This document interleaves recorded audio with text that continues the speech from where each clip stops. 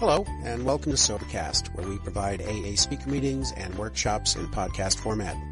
We're an ad-free podcast, and if you enjoy listening, please help us be self-supporting by visiting Sobercast.com, look for the donate link, and drop $1 or $2 into our virtual basket. We hope you enjoyed the podcast. Have a great day.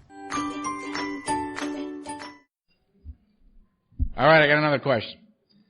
Question is, how many meetings should a newcomer go to?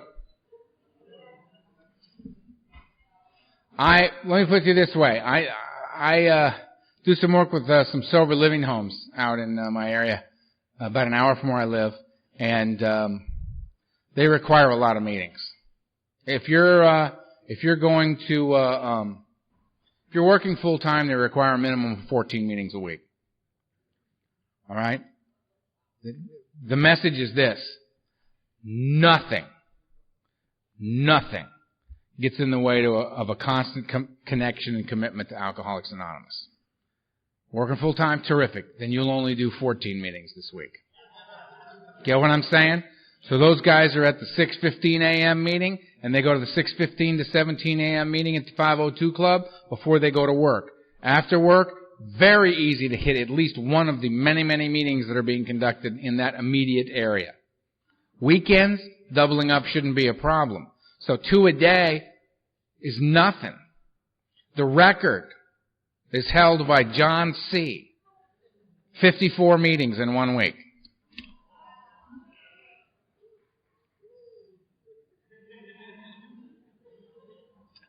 So, if you're a newcomer, I would suggest a meeting a day. Suddenly, doesn't sound like much, does it?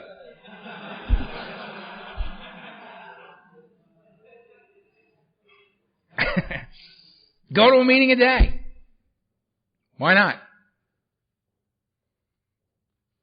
I think in the beginning, what we're doing in the beginning is different than any other time.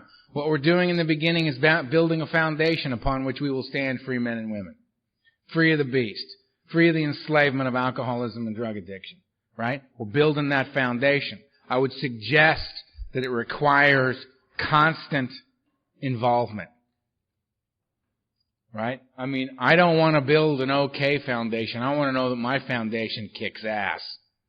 That's what I want to know. So I'm going to be involved on a daily basis. I'm calling my sponsor every day. I'm doing what he asks. I'm going to a meeting a day. They said, if they had said to me, Earl, I want you to go to a meeting a day for your first 5 years, we'll talk again then. I would have said, okay, clearly you're still drinking, because I ain't doing that. The fact of the matter is I went to way more meetings than a meeting a day for my first 5 years. Way more. Because I was doubling up on the weekends. Because I was hanging with my new friends, these sober guys. I was chasing her. She was sober. I needed to look very, very sober.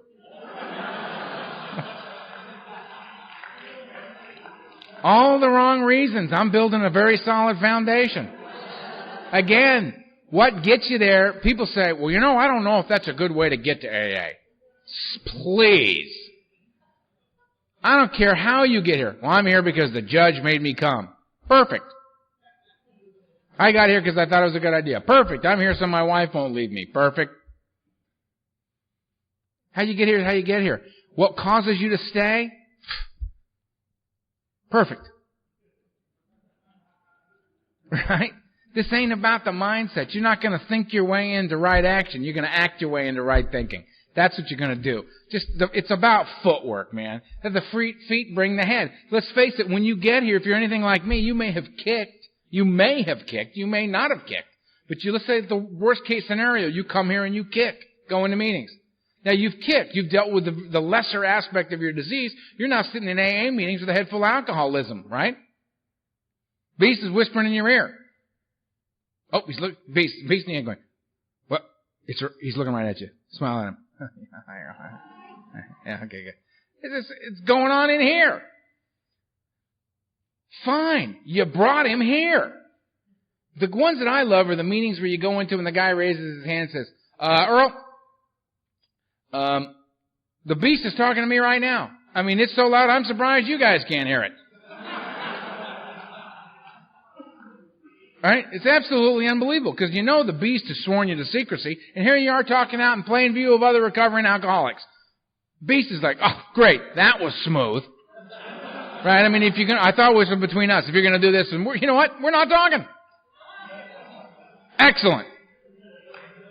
Excellent. Bring it on out in the room. I love the guy who shares his hand and says, Bill, alcoholic. Came here today to tell you all to fuck off. Hate you. Hate Alcoholics Anonymous. Don't hate you as a group. I hate each and every one of you individually. Hate AA. Hate your pedestrian little book. Hate it all. Came here to let you know that's where I'm at. Thanks for letting me share. Half the room goes, well, all right, Bill. Way to go, man. Keep coming back, you sorry son of a bitch. Right? I love that guy. Because you know what? That guy felt like that at home. And he got up off his ass, got in his car, and went to a meeting of Alcoholics Anonymous. And they said, would anybody like to share? He simply responded. And told them the truth. He's not doing so bad. Is he? Yes, he has a bad attitude. How shocking. That one of us would have a bad attitude. And he's telling the truth. You go back 6 months later, right? Guess who's making the coffee there? And doubling is the GSR. He is. I remember going out to that Tuesday night workshop that I did for 5 years straight, on sabbatical now. And they brought in a guy who was in the house, Big Frank. Big Frank is an Hispanic gentleman. Big Frank been gangbanging his whole life. Big Frank's been in the system since he was a kid. All right? Big Frank got ink. First thing you meet on Big Frank is his neck. You know? I walk up and say, Frank, how you doing? He goes, come here, you. Let's get something straight. I am here so that I don't do time. This is why I'm here, Mr. Little White Man. And I am going to, you say go left, I will go left. I will do everything that you suggest me to do. I will be in total compliance with the program here at this sober living facility. I will do everything I got. But the minute I got this beef off my back, the minute my case is resolved, I'm getting high. Are we clear? I said, Big Frank, we are clear. Now, since you're going to be here for a year, what you say you and I talk a little bit between now and then? Whatever floats your boat, little white man. Off Frank goes, right? Now, Frank was in the back of the meeting, and every day, Tuesday, I'd come in and say, Frank, how you doing? Apparently, that's just Frank's way of saying hello. You know? Frank and I talked about it a little bit every Tuesday night for a year. I am Frank's sponsor now. Frank just celebrated 4 years of sobriety.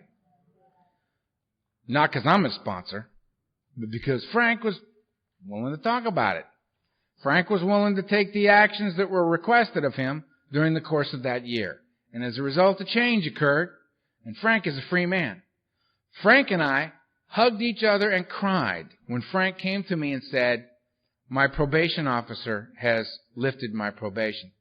I'm no longer required to be anywhere or answer to anyone. To which I replied, except me and God. Right, Frank? And he said, well, God. And he's a beautiful human being. And I love Frank, and I look at him and Frank says, Frank, you walk into a meeting now, and when you see Frank, this is what Frank is doing. Okay, I say, here's what you do, man. I want you to read the doctor's opinion, all right? And I want you to read the first 8 pages of Bill's story, then you call me right away, okay? And I'm not talking about tomorrow, all right? I'm talking about tonight, all right? All right.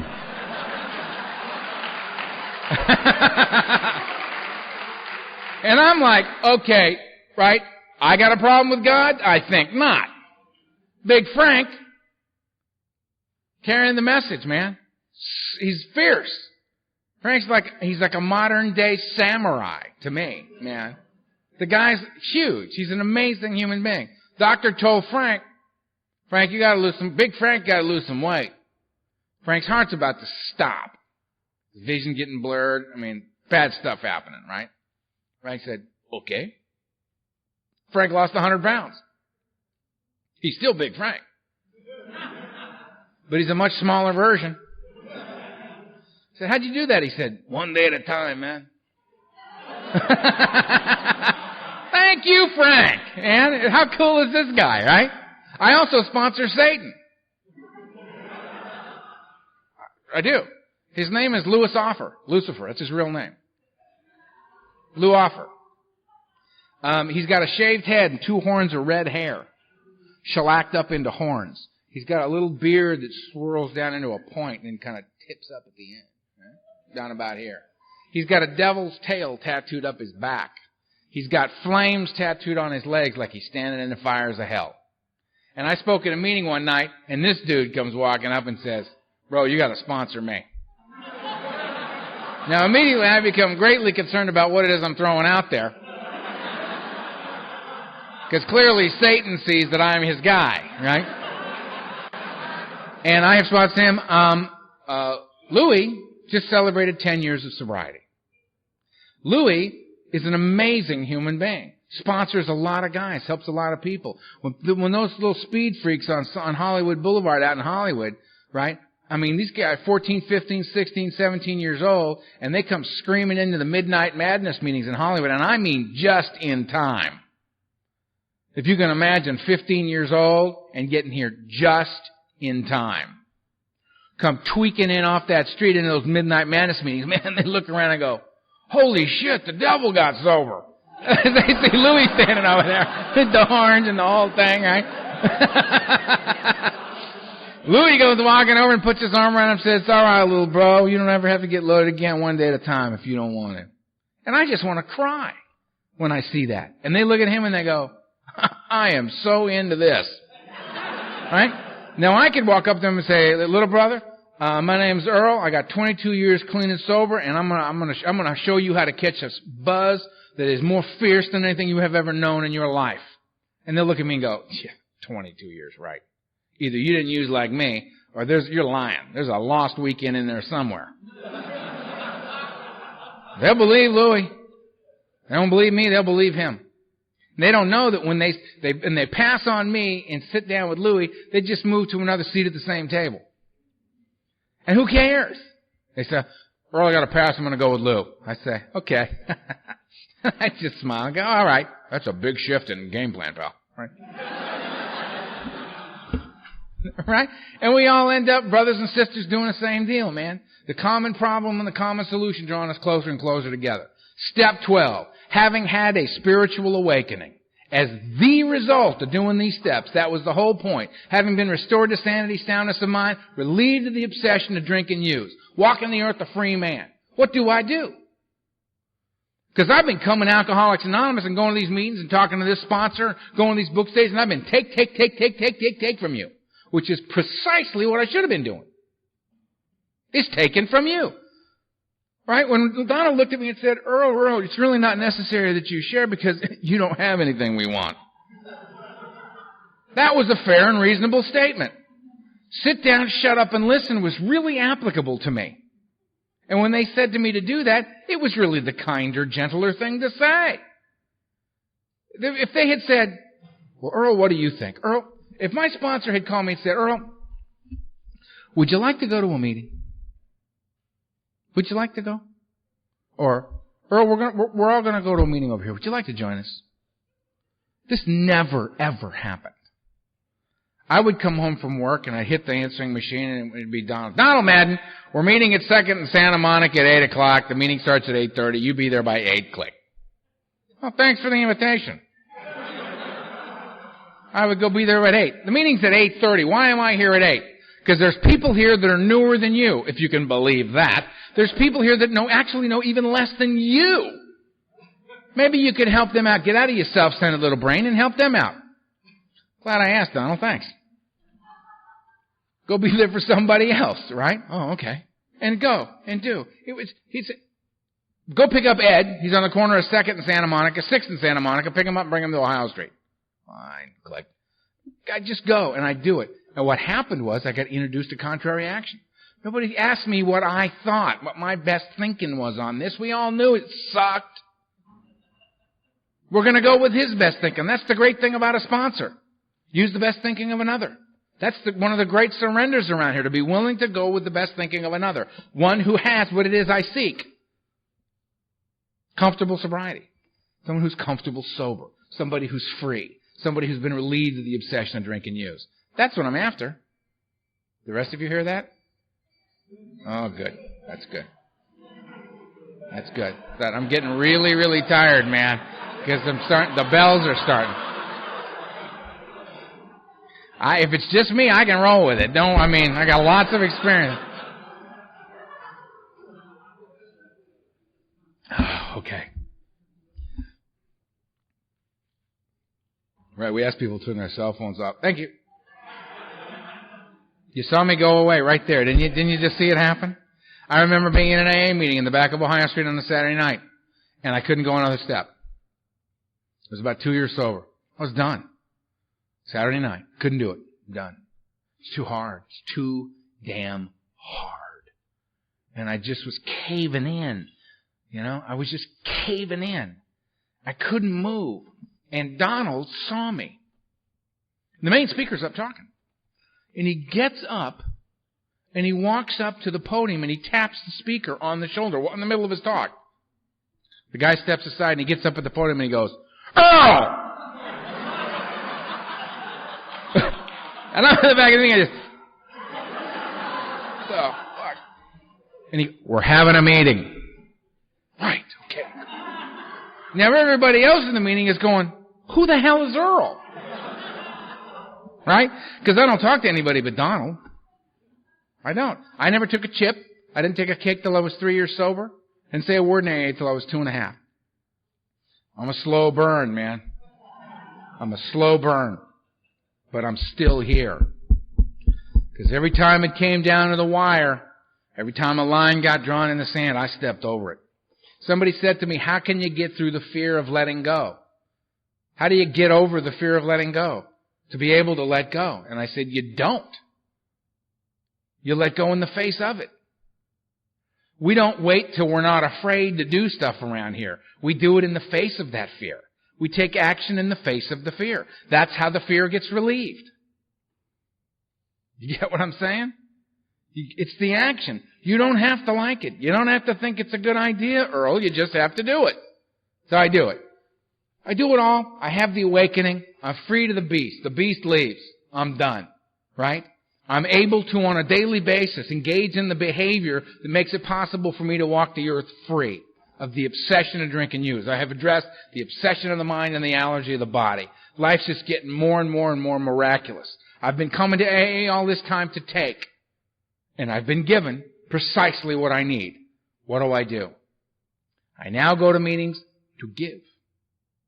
I now take the place of the ones who've gone before me. I now go to the meeting, and I am not there to take from the meeting, but I am there to be of service to that meeting. I'm there to be an example of what can happen. I stand there just buzzing away. And the newcomers come in and go, what's that vibe? Right? Because Fred Ellis is gone. I can't tell them, go stand behind Fred Ellis after the meeting at Thursday night Brentwood Beginners Workshop. And check that buzz out. Because Fred's gone. But Fred gave that buzz to a lot of men. You can go to that meeting now, and there's other guys I can point to. Go listen to him. Go listen to him. When we go to a meeting and a certain guy's speaking, and I say to my boys, phaser shields down, boys. This one's safe. Just let it happen. Soak this man in. Because he's going to throw down. He's going to tell you the real deal.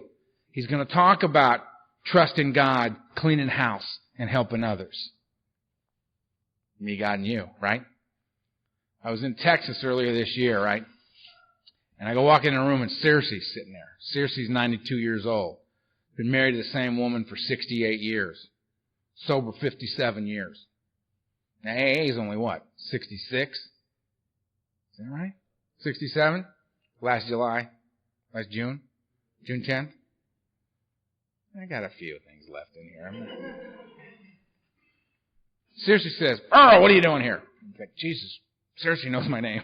Hi, Circe. I tell them they should get Circe a ring so we got something to kiss when we see him. All right? Because Searcy used to travel, Searcy and his wife and Bill W. and his wife used to travel together. They were traveling buddies, right? Back in the beginning days, right? And I had flashback 17 years. I'm 5 years sober.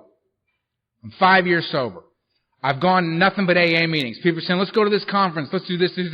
No, man, I got to go to a meeting. I was so afraid of changing anything that I was going to get loaded. I just went to meetings. I'm going to meetings. And I took a chance and I said there was a conference that was like 20 minutes south of where I was living. And I got my little car, man. I drove down there. I paid my thing and I went in and I snuck into the back of this meeting, which just terrified me. There was like 2,000 people in this room. And there was a guy named Franklin W. from Olive Branch, Mississippi, standing up there, sharing away. And I'm in the back, and all of a sudden Franklin W. says, I'll sum up Alcoholics Anonymous for you in 6 words. Those 6 words being trust God, clean house, help others. And it blew the top of my head off. I had a spiritual experience standing right there. Yeah, it all fits, doesn't it? All the little things we've been talking about all day, bam, there they are. Trust God, clean house, help others. Me, God, and you. Steps, the whole 9 yards. It's there. It's right there. The action plan, what I do in meetings, how I function on a daily basis from the moment I open my eyes till I go to bed at night. Trust God, clean house, help others. I stay in there, I'm on it. So I go vibrating out of that deal and I go on about my life. And I'm thinking, I got this from this guy, I don't even know who the hell this guy is. Trust God, clean house, help others. Franklin W. from Olive Branch, Mississippi. It's like branded in my brain, right? And I'm going along. 17 years later, I'm in Texas. I run into Searcy. Searcy says, come here, boy. How you doing? Good, man. I'm doing this. I said, what's going on? Searcy? He goes, well, I was just having a conversation with this guy over here. I was talking to him about how back in the old days when I was hanging out with Bill and stuff, I get goosebumps. Whoa. Hanging out with Bill. That doesn't come up in conversations a lot, guys I know.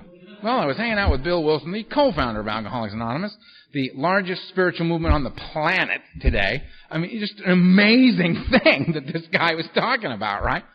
Because, we've been traveling, we posed the question because, there was this guy, Franklin W. More goosebumps, right? Franklin W. Ooh, it's getting weird, right? Used to go around and we'd talking about stuff, and he goes, he was carrying one of the original circuit speaker guys, and it came out of a conversation that Searcy was having with Bill, and he said, you know what? I wonder what it is, what program it is that we will give to the generations that are yet to come. I mean, the world changes, things change, right? What is it? What is the common denominator? What is the core of the heart of this thing that we will pass to the future generations that have yet to come to Alcoholics Anonymous? And Bill said, well, that's easy. Trust God, clean house, help others. Get the top of my head blown off again, 17 years later. Talking to, actually 16 years later, it was before I turned 22, in Texas earlier this year, by Searcy. How do you explain this concisely? How do you explain that this is about raising the dead, man? How do you explain how that happened? Well, it's simple. You trust God, you clean house, you help others. Mind, body, and spirit brought together as a whole human being. Therein lies the balance we seek, right? How an individual that's absolutely, completely, and totally addicted, enslaved by alcohol and drugs could rise up out of a seemingly hopeless state of mind and body. Interestingly enough, something that remains, in fact, a hopeless state of mind and body for the great majority of us. We come into these rooms and we think this becomes the norm for us. Sober people. People get drunk, they come to AA, they get sober, and live happily ever after. That ain't the case. From right here, you could probably throw a rock and hit 100 people for every one in here that knows they're alcoholic, would love to stop drinking, and can't. Because it's got them by the throat. This isn't the common experience. This is our common experience, but that's us. That's not all alcoholics. This is a rare, remarkable gift. And what I'm asked for this incredible, remarkable blessing in my life is that I engage in this process to go steps 1 through 11. Having had the experience, having been given the remarkable thing, having been restored to sanity, soundness of mind, having been relieved of the obsession to drink, freed from the beast, finally, after 16 years of mayhem, I'm asked to practice these principles and carry the message. I'm asked to go back to these meetings that have saved my life, to these people that have saved my life, and pick up the torch that they have set down, because they have passed on. To be the one that carries the message of the original 100. To be that guy now, not to be the one who benefits from it, but be the one who is willing to pass that on. It's the only thing Donald Madden ever asked of me. So I'll give you everything I've got. Everything. I'm going to ask one thing of you. When you catch this buzz, when it lights up your life, when it goes so far past not drinking and using, it's blowing your mind on a daily basis. When you catch that buzz, I want you to give freely to the next guy coming through the door as it's been freely given to you. And I promised him that I would do that. And I've honored that promise every day since. Every day since. He's been dead 8 years. Last July 26th. And I will honor that one day at a time until the day I die. Why? Because it works. You can say whatever else you want about this thing, but you must say, and it works. If we work it. The 12th step is an opportunity. What it does is it proves to me that I can view life in a completely different manner. An example. How many of you were forced at some time during the course of your life to stand in lines? When you go to the market, you have to stand in a line. When you go to the DMV, you have to stand in a line. When you go to the movies, you have to stand in a line. When you cross a bridge, you got to wait in line, don't you? May I suggest that you don't have to, that you get to.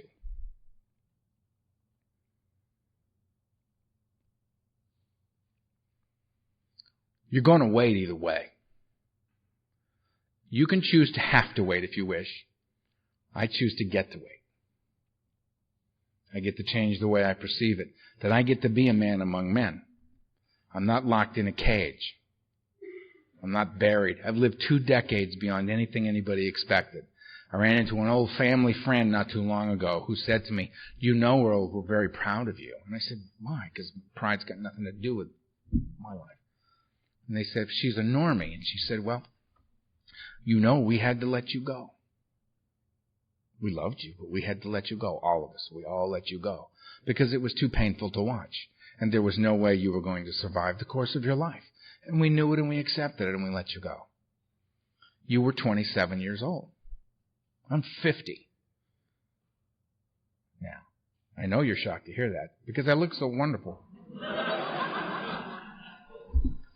Heroin is a remarkable preservative.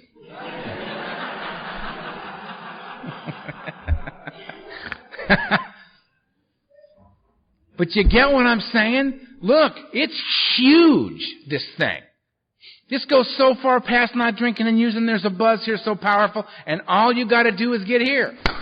Right here, right now. See, this is the thing, right here, right now, that I lost. That's what alcohol and drugs took away from me. Because right here, right now, I'm self-centered and I'm afraid. Right here, right now, I'm comparing my insides to your outsides and I'm losing every time.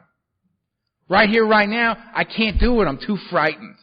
But you put drugs and alcohol in me and I feel like I can function in the world. Ultimately, what it does is it takes right here, right now away from me. I like to think that I like alcohol, heroin, barbiturates. These are a few of my favorite things, right? This is where I like to go down and out. My idea of a good night's just sitting around checking my pulse. That's a good night. But if you don't have any of that, I'll take the cocaine. Right? Can't go down, let's go up. Because it's not about down or up, it's about getting out of right here, right now. And right here, right now is all there is. There's nothing else. This is it. Now, this is where I'm going to know dignity as a man. This is where I'm going to experience freedom. This is where I'm going to know peace. This is where I'm going to love you. This is where I'm going to feel love. Something I never felt in my life before coming here. I was incapable of it. I couldn't feel it. You could tell me you loved me. I didn't understand. I couldn't let it in. Now I feel loved. It's amazing. Warm, nurturing feeling. It's like a blanket. It's a remarkable thing. Now, Alcoholics Anonymous gave me back now.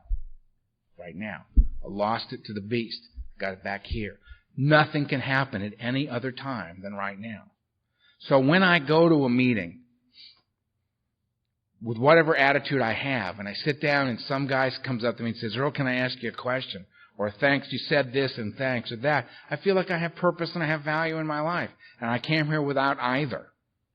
What I discover in the doing of it and in the being of service and going back to give instead of take, is I start to find where the real buzz is.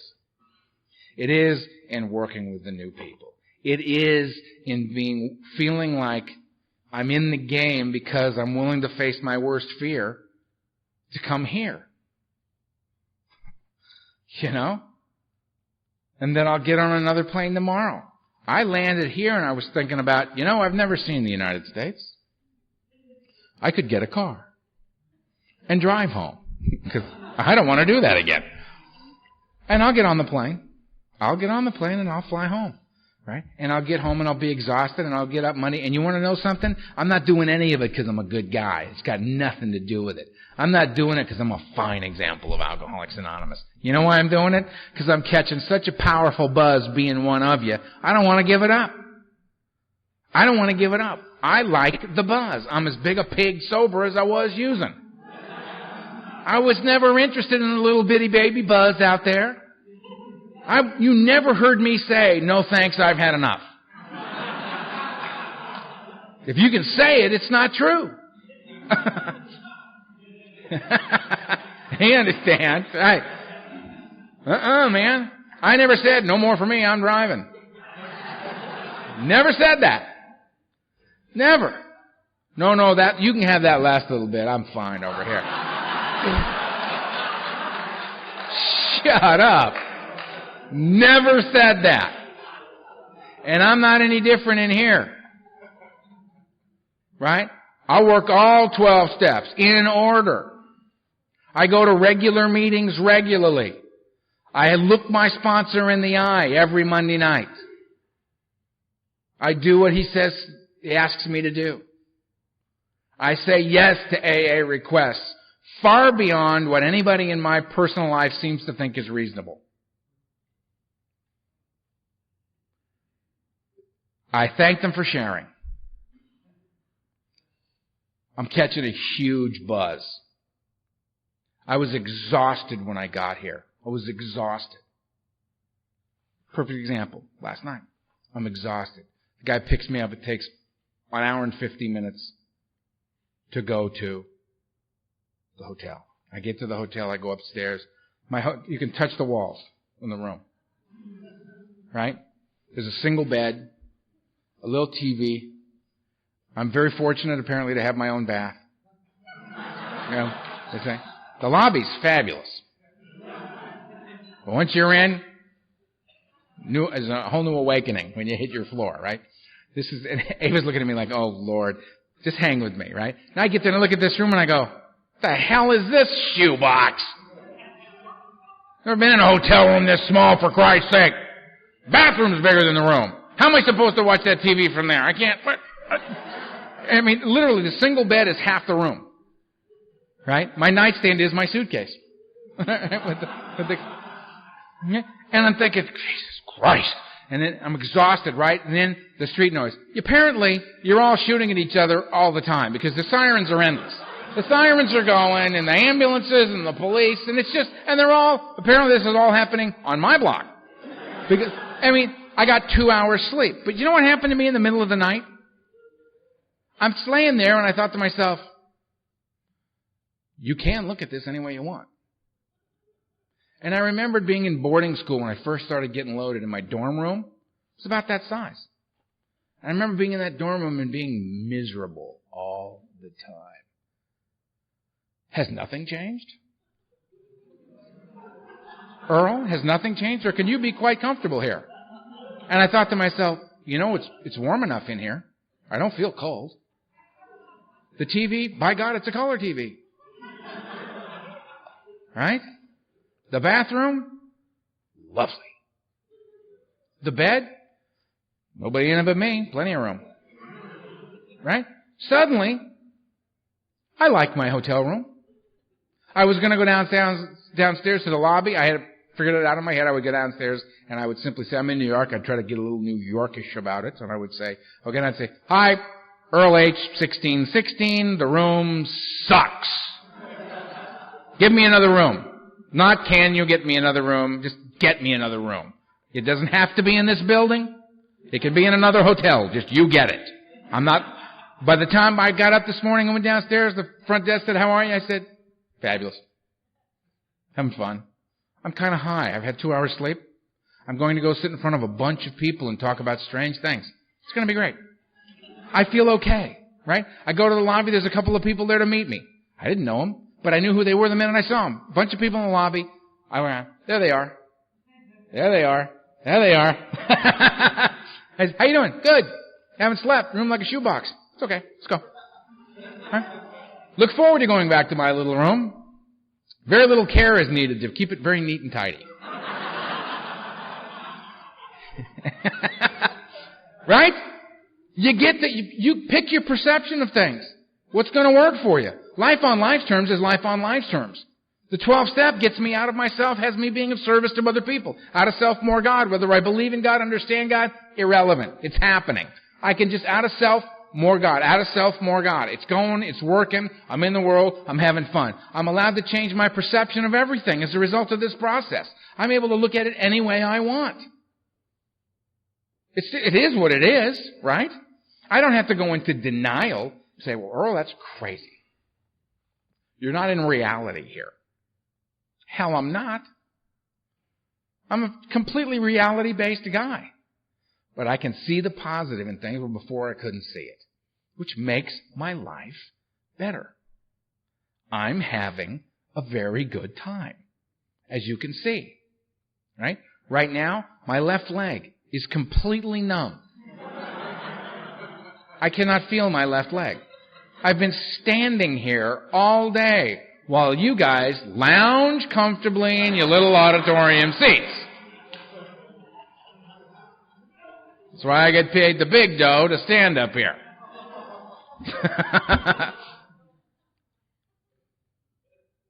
But guess what? All you got today was me. Look what I got. Look what I got.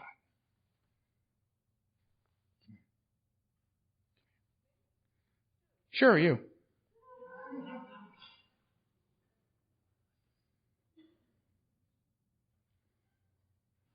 Look, it's Margaret. You want to hug me? Thank you. I don't know why I brought you here, but that was great. Look at that. How cool is that? That's what I've been looking at all day. Y'all should be up here. It's incredible. But then you wouldn't be able to see you out there, so forget it. Look at them. Powerful. Dude, that's a powerful group. Those are drug addicts and alcoholics. All of them. They're drug addicts and alcoholics. This is Maggie. You know who they are? How nice and pleasant they are? Uh-huh. They said, hi, Maggie. Isn't this nice? I mean, isn't it amazing? Look at him. Look at Norman smiling over there. He's actually asleep. He's able to do that. Right? Should be dead. They're not. Saturday. It's raining outside. You stay home on a Saturday when it's raining outside. Right? Look at them all here. Who they come to see? A total stranger, a babbling idiot from Los Angeles. We all know those people are crazy. It's California people. And there they are. Look at them. Being supportive of me, smiling at me. I love them. Are they nice? Thanks. Thank you.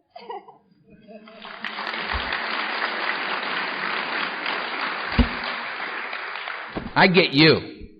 I get Tony and Tom. I get Steve. I get all these guys, right? I get Norman over here. I get these guys that I had lunch with. I had lunch with a bunch of guys. We had this great time, right? Everybody eating. Everybody together. Talking about being alive and sober and free. That's what we're doing. If you're new, and some of you are here, I met somebody with 51 days during one of the little breaks, right? Congratulations. Yeah, there you are. Congratulations, you know. Turn around and walk back in the teeth of your disease. Be involved in something like this above and beyond, going to meetings, you know. It's not required of you, but there's a buzz to be had here. The people in this room are the ones that are getting it. There was a woman who came to me. It was great too, and you give so freely to me. The last break, I'm walking up and I'm talking to Jackie, and Jackie goes, you know, the way I do it is, I think that when I pray, I'm talking to God, and when I meditate, I'm listening to God. And I thought, I love that. I got to pass that on to them. That basically is how I got all the information I've passed on to you today. It's from others who walked this path with us. Everything I've got. None of this, I didn't come here with any of this. I got it here. So it's available to all of us. We just pass it around and share it. It's our truth. It's our experience. It's our journey. So participate as best as you can. Be a part of this. Laugh with us. The healing. Have a good time. Revel in it. Don't take yourselves too seriously, but take this very seriously. Right? It's got to be fun, man. Make it fun. There's only one thing in this book that they say they insist on. We absolutely insist upon enjoying life. That's the only thing in here that they insist on. And I suggest that that's precisely what we should do. So when you find yourself unavoidably in a line, you get to be in the line. When you find yourself unavoidably in traffic, good, you get to stop for just a little bit. Right? More music. More quiet. The option's available to you. When you got here, weren't you the kind of person that when you were in the apartment, the TV had to be on at all times? When you're in the car, the radio has to be on at all times? God forbid you should be left with the sound of what's inside your head. You got to be distracted at all times. How nice now to be able to drive down the road and just be quiet. Right? I kept saying that the place that I'm trying to get to in my life is that when they say, Earl, we're going to put you in this little box and we're going to put you there for 24 hours. You can take everything you need to be happy, to have a great time. You can take anything you want with you into the box. Just give us the list and we'll give it to you. For me to have a blast in the box, all I need is some water. That's it. I don't need anything else. I've been trying to get the list as short as I can possibly get it, so that I can be happy, joyous, and free without the need of outside components. Me, from the inside out. My mind. Get to be me in there. Comfortable. Having a good time. Digging it. Catching a buzz. What do I need? A little water would be nice for 24 hours. But that's all I need. That's a cool thing. The list used to be extremely long. It's not anymore. That's freedom for a guy like me. Right? I'm fine. And it's a result of being with you. I hope you got something out of this. I've really enjoyed being with you, and I wish you peace. I'll see you soon.